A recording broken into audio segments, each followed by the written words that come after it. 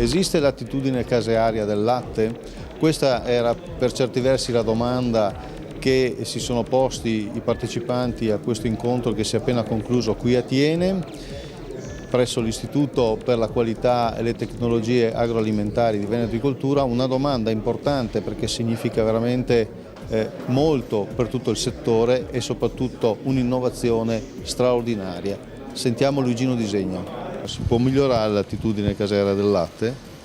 Certo che si può migliorare dal punto di vista genetico e manageriale, quindi ambientale e di allevamento. È possibile manovrare sul miglioramento della produzione, della produttività, della longevità, della fertilità delle bovine e anche sulla qualità della composizione del latte che viene prodotto dalle bovine. Posto che il latte poi in Veneto viene destinato per l'85% alla trasformazione, è importante e fondamentale che l'attitudine casearia, quindi l'attitudine alla trasformazione in formaggio di questo latte, sia focalizzata e sia oggetto di un miglioramento continuo. E quindi questa ricerca che voi avete presentato oggi dimostra che questa attitudine esiste ed è possibile migliorarla. Esiste, ma ci sono ampi spazi di miglioramento come in tutte le attività umane e antropiche, e nello specifico questa si può tradurre anche in risultati economici migliori, posto che come dicevo poc'anzi il latte viene trasformato per il 55% in prodotti a denominazione di origine a medio e lunga maturazione. Il risultato della maturazione, quindi il prodotto che poi viene reso al consumatore, reso disponibile sul mercato, dipende fortemente e in misura determinante dalle caratteristiche qualitative della materia prima. E questo è il ruolo dell'Istituto per la Qualità di Thiene di Veneto di Cultura? Questo e molti altri. L'istituto si occupa di lattiero caseario ma di agroalimentare in senso lato, quindi tutte le tecnologie per il miglioramento, il mantenimento della tipicità delle produzioni, il miglioramento delle tecnologie, l'affinamento e la competitività delle imprese, per cui si traduce tutto questo operare, credo sono le linee direttrici per l'attività di questo istituto.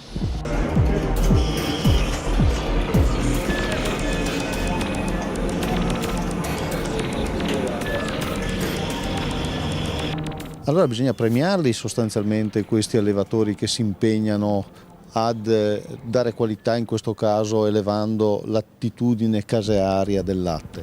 Sì, è senz'altro doveroso premiarli, e per premiarli la cosa più importante è prevedere un sistema di pagamento del latte adeguato che favorisca chi produce un latte con una migliore attitudine casearia. E qual è questo sistema? È un sistema di pagamento che deve perfezionare l'attuale. L'attuale già premia la qualità del latte, però deve prevedere a questo punto nel 2014 anche un premio o una penalità per coloro che non superano una fascia minima di produzione, un premio, ripeto, e una penalità per coloro che producono un latte con una migliore resa casearia. Ecco, tutto questo poi passa però attraverso i pagamenti che vengono fatti dalle aziende. Sì, in effetti i caseifici hanno un ruolo fondamentale in questa operazione e oggi ci siamo trovati per discutere anche su questo, e l'auspicio è che tutti i caseifici, in particolar modo quelli cooperativi ma anche quelli privati e industriali, possano riconoscere ai propri soci e ai propri conferenti un premio per un'attitudine casearia migliore e quindi per una maggior qualità del prodotto caseario che c'è tanto caro in Veneto e in Italia.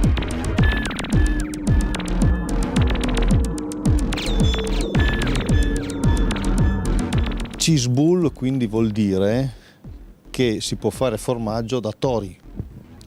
Sì, certo.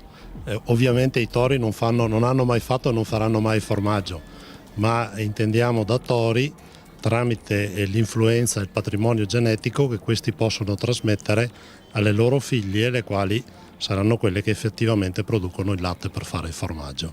E siccome l'attività di gravidazione delle vacche, delle bovine viene fatta in via artificiale, Intermizoo produce quindi un miglioramento genetico nei tori che poi può portare al miglioramento dell'attitudine casearia del latte delle bovine.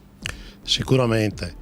L'attività che noi abbiamo iniziato già parecchi anni fa è tesa proprio a questo, a selezionare delle linee di sangue, quindi dei tori, che siano in grado di trasmettere alle loro figlie un potenziale in miglioramento per quanto riguarda appunto l'attitudine casearia, oltre a tutti gli altri caratteri già conosciuti. E conosciamo la potenzialità di questo miglioramento, fino a dove si può arrivare?